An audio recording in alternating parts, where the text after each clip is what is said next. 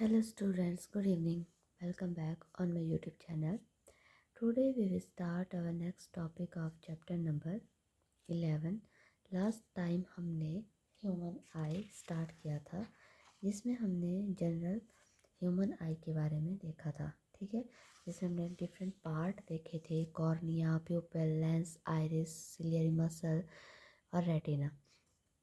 और इसके बाद आज हम देखेंगे ब्लाइंड स्पॉट, ठीक है। तो इससे पहले एक टॉपिक था यहाँ पर, जो एनिमल्स की आइज़ होती है, जैसे आउल की है वो रात को चमकती है। तो इसमें बेसिकली एक लेयर होती है टैपेटम, और उसमें केमिकल होता है टैपेटम ल्यूसीडियम, ठीक है। उसकी वजह से इनकी जो आइज़ होती है ना वो रात को चमकती है। तो नेक्स्ट है the blind spot. Blind spot कहाँ होता है? अगर आप डायग्राम देखते हैं तो ये जो रेटिना है ना, रेटिना के नीचे जैसे ये वाला जो पॉइंट है ये आपका ब्लाइंड स्पॉट है। यहाँ पे शो नहीं किया है, इसको ब्लाइंड स्पॉट बोलते हैं, ठीक है। ब्लाइंड स्पॉट क्यों बोलते हैं? बेसिकली इस रीजन में कोई भी सेल नहीं होते हैं, सेंसरी सेल, जैसे आपके रॉड सेल और कोन सेल, ये नहीं यहाँ पर होते हैं, जिसकी वजह से इसको ब्लाइंड स्पॉट बोलते हैं, ठीक है। At the junction of the optic nerve and the retina, there is no rod and the cone. No image get be formed at the point and it is inactive to light. तो एक ऐसा point है जहाँ पर junction होता है, junction का मतलब मिलते हैं, ठीक है। रेटिना और ऑप्टिक नर्व यहाँ पर मिलते हैं बेसिकली। तो ये इनसेंसिटिव होता है लाइट के लिए, इसको ब्लाइंड स्पॉट बोलते हैं। We can demonstrate the existence of through the flowing. तो हम एक एक्टिविटी करेंगे जिससे हमें पता चलता है कि हमारी जो आइज़ है उसमें ब्लाइंड स्पॉट होता है या नहीं होता है, ठीक है। तो कैसे पता चलेगा? आपने क्या करना है, एक thick broken blue line and red circle on the white sheet, जैसे यहाँ पे डायग्राम में दिखाया गया है इस तरीके से करना है। 2 ब्रोकन ब्लू लाइन लगानी है और एक रेड सर्कल लगाना है, और इनके बीच में जो डिस्टेंस है 6 से 8 सेंटीमीटर का होना चाहिए। Hold the sheet of the paper at an arm length from the eyes. जैसे आपने इस तरीके से अपनी बाजू रखनी है ना, तो इस तरीके से आपने ऐसे हाथ में आपने पेन पकड़ ये जो पेपर पकड़ना है अपनी बाजू से, जितनी आपकी बाजू आपके यहाँ से दूर जाती है उतनी दूरी पर इसको पकड़ना है। Close your right eye. पहले आपने राइट आई बंद करनी है। Look at the red circle and slowly move your head closer to the image. अब क्या करना है आपने, जो रेड सर्कल है ना उसकी तरफ देखना है आपने, ठीक है। और आप जो इमेज बनी है उसके नज़दीक आपने जो है अपने जो नज़र को दौड़ाना है, ठीक है, धीरे धीरे।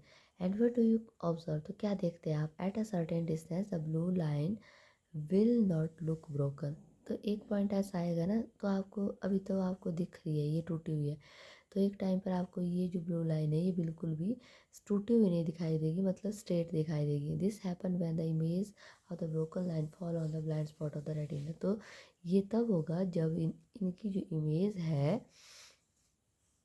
ब्रोकन लाइन की जो इमेज है ब्लाइंड स्पॉट के ऊपर बनेगी, ठीक है। The brain फिल्स up the missing information. तो ब्रेन को जो मिस इन्फॉर्मेशन है ना वो जो जाती है वो मिस हो जाती है।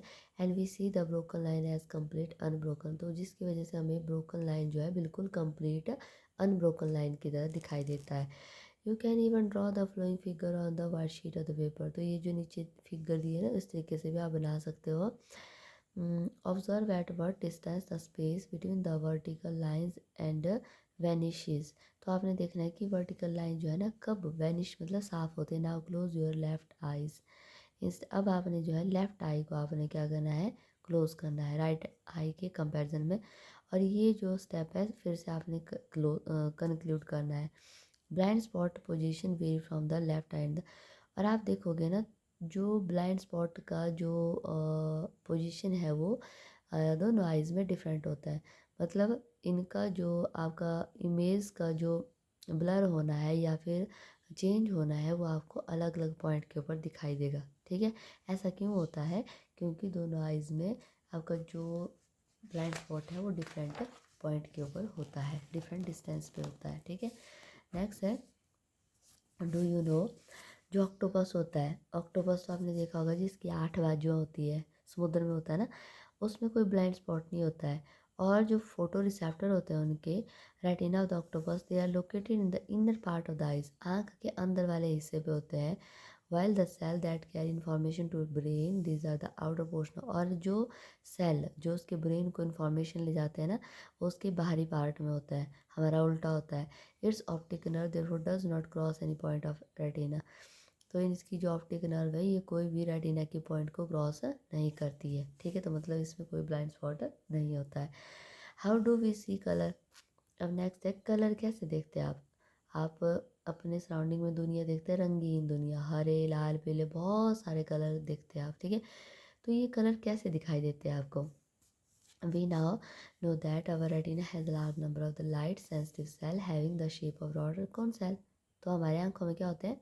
रॉड सेल और कोन सेल होते हैं, और वो जो है लाइट सेंसिटिव सेल होते हैं। रॉड शेप के जो सेल होते हैं वो रिस्पॉन्ड करते हैं amount of incident light energy, जो मतलब लाइट एनर्जी आ रही है आइज़ की तरफ को, उसको रिस्पॉन्ड करते हो। That is a different degree of the brightness and darkness, कितनी कम कितनी ज़्यादा लाइट आ रही है उसके रिस्पॉन्ड में वो मतलब एक्शन करता है।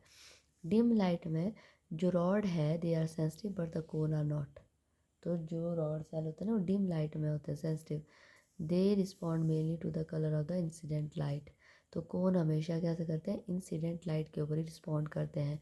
दे become active in bright light only and then enable us to make the colour perception visible, और ये जो है एक्टिव होता है ब्राइट लाइट में, और ये मतलब हमारे को कलर को पहचानने में हेल्प करते हैं।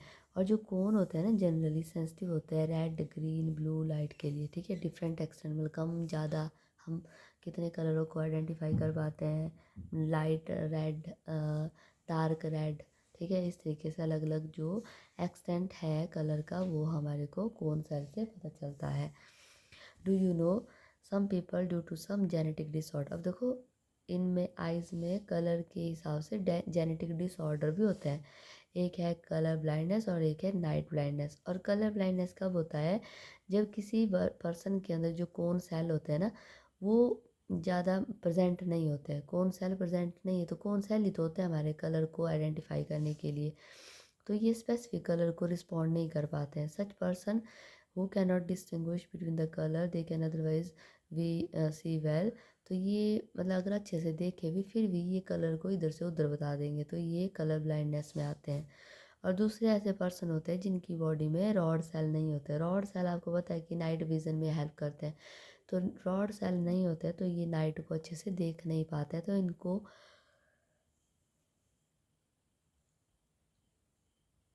जो डिसऑर्डर होता है उसको बोलते हैं नाइट ब्लाइंडनेस। नेक्स्ट है the colour perception of different animal is different due to different structure of their rod and cone cell. तो हम सोचते हैं ना कि जैसे हमारे को कलर ग्रीन दिखाई देता है, ग्रीन रेड, तो जो जानवरों को भी ऐसे दिखाई देता होगा, नहीं ऐसा नहीं होता है। जानवरों को कलर अलग दिखाई देते हैं, हमारे को अलग दिखते हैं, उनको अलग दिखते हैं। तो ये होता है रॉड और कोन सेल के हिसाब से, ठीक है। Not all the animals are able to distinguish colour, human being apes monkey birds and fishy they are only animal they can ever distinguish colour well. तो जैसे मंकी है, बर्ड्स है, आपके एपीज़ है, तो ये कलर को आइडेंटिफाई कर सकते हैं अच्छे से। बहुत सारे डोमेस्टिक एनिमल है वो कलर ब्लाइंड होते हैं, ठीक है। मतलब कलर ब्लाइंड मतलब उनको अच्छे से दिखाई नहीं देता। हम सोचते हैं कि हमने गाय को हरा घास दे दिया तो वो हरे घास को ज़्यादा अच्छे से खाएगी, ऐसा नहीं होता है, ठीक है। वो हमारे को ग्रीन ग्रीन दिख रहा है, वो अच्छा सा सुंदर दिख रहा है, उनको नहीं दिखता है इस तरीके से। Bees are perceive some colour which we can not be do. देखो जो मधुमक्खियाँ होती है ना उनकी आइज़ में कुछ ऐसे सेल होते हैं वो कुछ स्पेसिफिक कलर को भी आइडेंटिफाई कर पाते हैं जिनको हम आइडेंटिफाई नहीं कर पाते हैं, ठीक है।